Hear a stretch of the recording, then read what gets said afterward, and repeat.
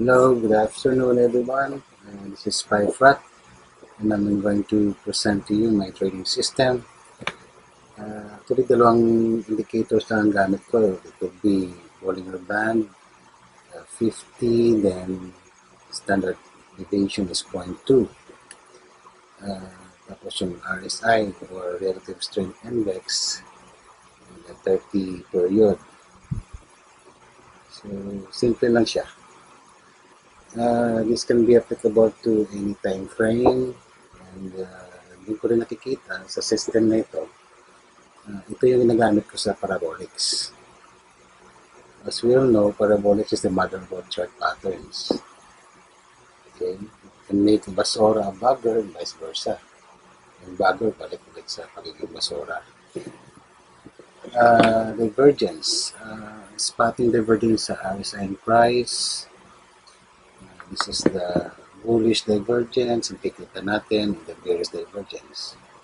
So, take note lang that divergences are not signal for tops or bottom.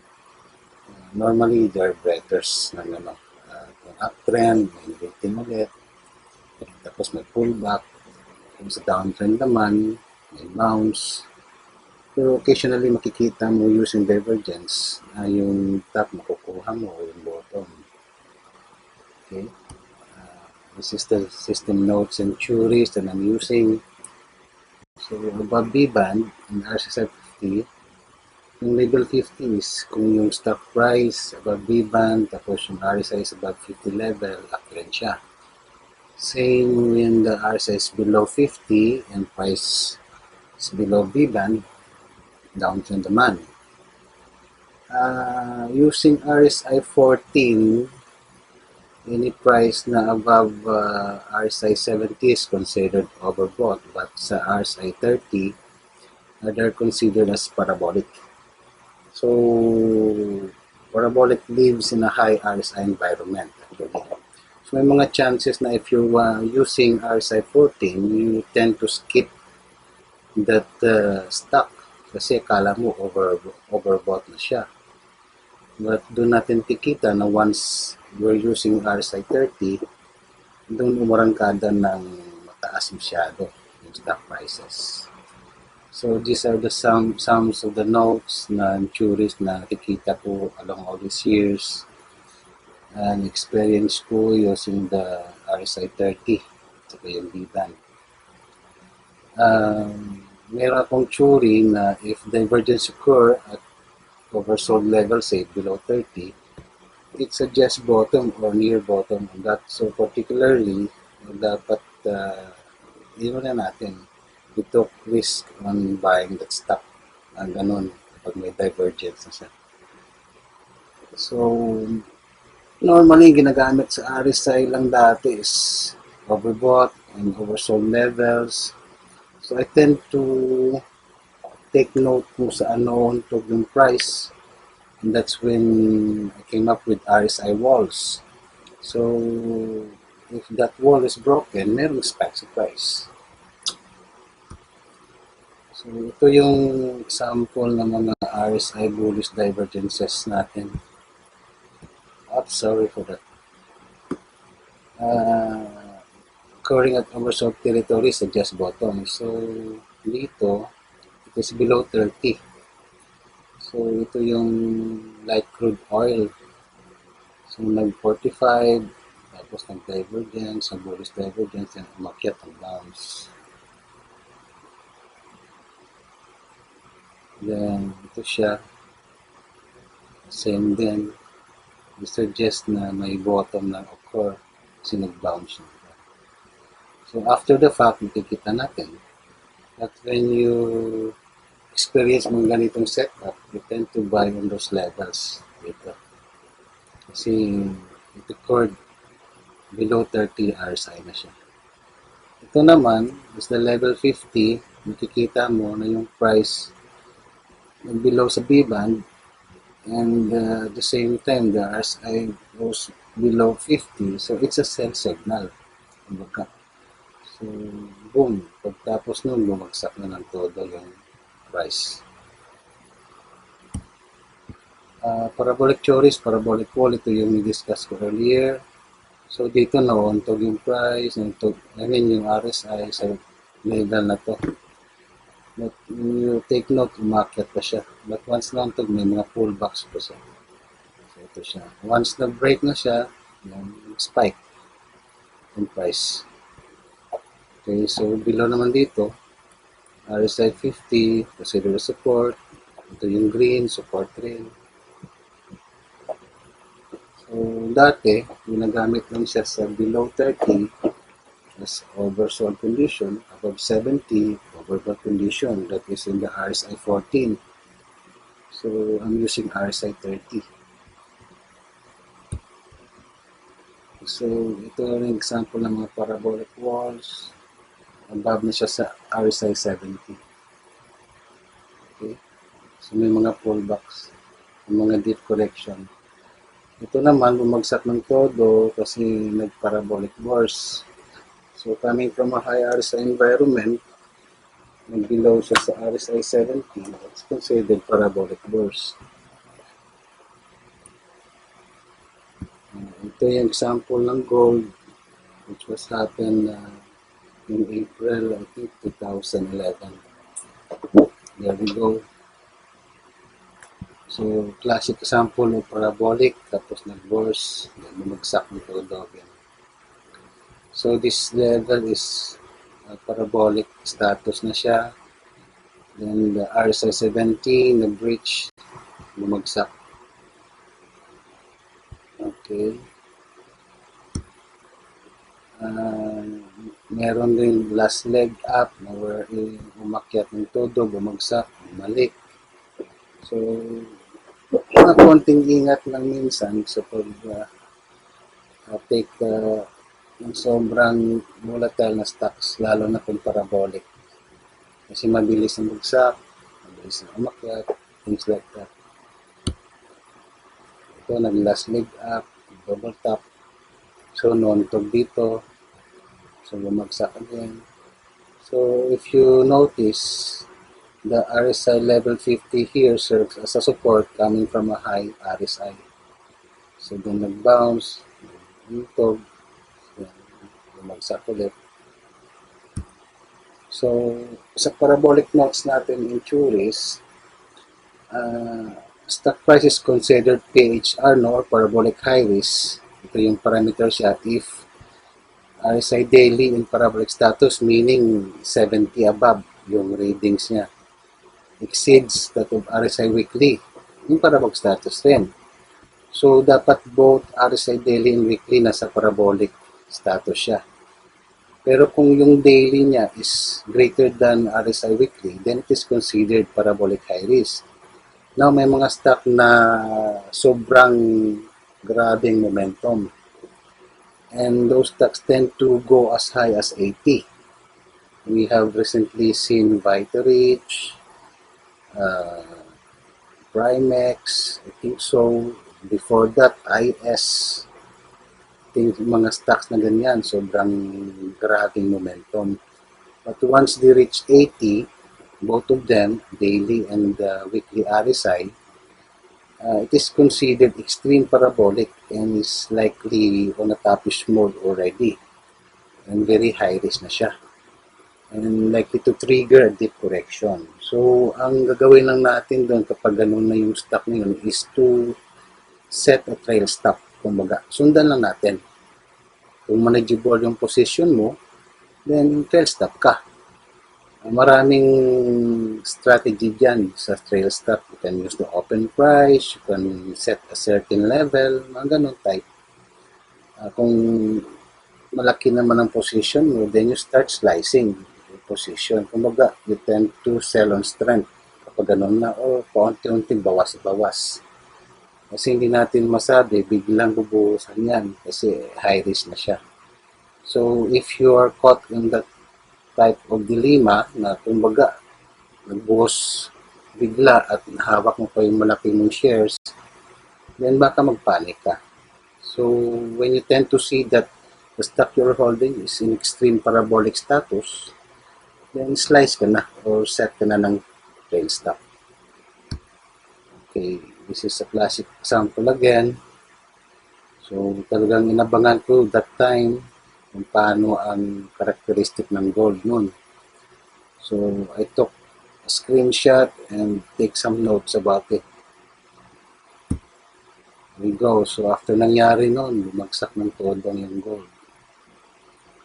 Classic case. So parabolic burst. Pwedeng ganito yung trail stop mo, trend line. So alalay lang kumbaga habang umakyat, alalay ka lang sa trend line. So naging parabolic siya si Sorpas. Then nag-break yung trend line, ano ka na, aware ka na nga kapag bumagsak sa 70 dito, is considered parabolic burst. So ito, bumagsak siya. Then nag-deep correction bigla or nag-sell down. Ito na siya. So may mga rules rin ako na kung gusto mo mag-buyback, dapat 20% from the high, ang ganong type. That's another topic pa. Okay. So ito yung mga RSI bullish divergences. So ganito, may mga bounce. Actually, very simple lang siya eh. So if you notice, there are only two indicators lang talaga. Wala nang iba. Ito naman is yung fractals. So mahilig kasi akong mag-compare ng charts. I don't know, I tend to have deja vus. Like, for example, I saw this chart pattern already. Ano ba yun? So, bigla ko nang naalala, parang si ganito rin ah. So, nire-review ko from time to time yung mga chart pattern na nangyari na before. So, for example, the PSSI, PSEI, yung index natin is like sort of an Apple stock chart dati. So, ito siya. Fractal to, fractal. So, this is the big fractal again. So, if you notice, our index here at around 7.5. So, nag-8,000 something yan afterwards. So, meron ding stock na fractal rin. So, this is example of Victoria's Milling Company and ACR, Alson. Parang deja vu, para magkapatid yung dalawa. So, at least, pero problema dito is that they look like a lot, pero walang leading, wala kang clue kung sino yung masusundan. So, kinuha ko lang, which I study further. So, ito siya. So, recently, we've been into nickel and Apple fractals. Kumbaga, yung chart ng Apple before is sort of a same chart ng nickel na yon. So, this year, we took notice, actually, nung bumagsak ang nickel, palang naalala ko na, ito, nakita ko na rin. So, it's kind of a deja vu, actually. So, I reviewed some stocks and luckily I found it was Apple chart. So, notice mo may dalawang matatawag natin na double tap, no? Pero nag-exceed konti, same sa Apple dito. But, yung breach ng price sa B-band niya at sa price, at sa RSI niya is the same as the Apple here. So, the circle here is the circle of nickel. So, nung bumagsak siya, we took notice of this formation as well. So, ito siya ngayon. So, the price here is around 470 yata, something. So, ito siya, then makikita mo na nag-mimic siya sa fractal. So the Bollinger Band here, the price here is getting near. Then may mga notes ako dito na if nickel breach this B-band, it might replicate. Parang ganun. So may pullback. Here, nag-breach sa B-band, tapos nag-pullback siya. Ang pullback niya dito is binilikan niya ito yung gap, I think 5:10 to 5:30, something like that. So, ito na, binalikan niya na. Same as the Apple here. So, dito, makikita mo na you're expecting that it's going to go up. From here, from 5 plus, aakyat siya. Kasi umakyat din yung Apple dito. So, ito na siya ngayon. So, makikita mo meron siyang pull, tapos may sort of a consolidation of pattern. Sa case ni Apple, it was a triangle. So, hinahanap natin ngayon kung sana yung triangle ni Nickel later on. So, it's around 8 pesos to 8.50. Tapos, ng triangle, aakyat ulit. Papunta dito sa circle na to. So, maisip natin, pupunta rin ba si Nickel sa mga 12 to 14? Kasi 12 to 14 yung circle natin dito rin. Then, ito siya ngayon, which last time, ito yung guhit natin. So, umakyat na si Nickel around 750 something. So, nandito na tayo ngayon. So, if the factual proves to be correct at imimic ni Nickel siya, mangyayari nito is magiging ganito na siya. So, may pull, tapos mag-consolidate, either triangle, wedge, or pennant, or flags, things like that. Basta may precedence pattern. Precedence pattern is after the pull, gagawa siya ng pattern na parang 40 flag, no? Things, or wedges, or triangle. So, after nito, hope that we get another good clue from the fractal, in which the price of nickel will go up to 12 to 14. So, ito na siya. Pero, after nun, babagsak si nickel. May deep correction siya. So, I don't know kung anong catalyst dito. Probably here is the favorable mining outlet or what. Pero, I don't think so na yun. I think there will be a deeper reason if the fractal proves to be correct na mag 12 to 14. So, ibang reason na to, ibang catalyst. So, I don't know what is kung anong catalyst na yan. So, after nun, babagsak balik sa mga 6 to 6 plus to 7. And after which, ang sabi ng fractal ng Apple, aakyat na siya. So, pwede na natin pagbagsak dito sa mga 6 level to 7, pwede na tayong bumili ulit. All in, ewan ko, 99% siguro. Tapos, upuan na lang. So, ito yung magandang upo. You just buy from here. So, nickel here, 6 to 7. Then, wait tayo sa fractal na mag-commence. Probably, it's going go back to this level. So, around 16. Kasi, ito yung high ng Apple. So, ito yung high rin ng nickel. So, 16. But, it's gonna breach the high and makes another high. So, it's possible it go up to as high as 22. I don't know. So, it's too early to tell. Umaga. So, ito yung tip ko sa inyo, yung perfect stock. Kung ano man yun. So, I hope you take note kung ano yung perfect stock na yun. It's going to make you, I don't know, rich, probably, better and more disciplined trader. I'd like to see that. Go to in All Among Us, no? So, ano yung perfect stock? So, ito siya. Ikaw at ako. Okay. So, yun lang po yung presentation ko. Pero may i-add sana ako dito. Teka po.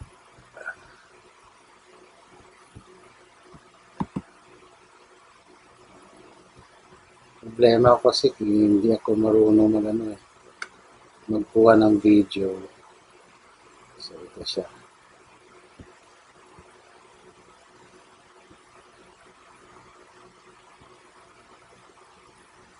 Okay, so ito yung nagamit ko, Technistock. Pero sa call, same lang yata sila or sa ibang online broker.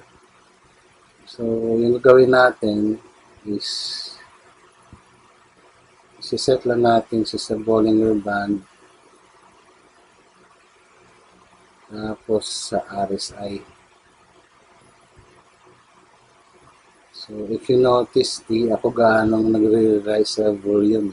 So, palitin lang natin ito. So, yung settings nito is 50 period. Saka yung actually multiplier standard deviation is 0.2. Sa RSI naman, 30 days or kung weekly, 30 weeks, it would be 30 period siya. Tapos, yung kuha tayo sa 70 and 30. Actually, this is 50. Tapos, yung 70 level will act as a parabolic level, not as oversold level. Kasi sa RSI 30, kapag nag-parabolic status na po, there's no such thing as overbought anymore. But, yung ginagamit kong term doon is parabolic high risk. So, ito siya. This is the median. Yung RSI level 50. Tapos, ito yung 70. So, makikita mo si Primex, tuloy-tuloy lang siya. Hindi pa nababiolate yung B-band niya. So, it's still on the uptrend. Pero sa weekly,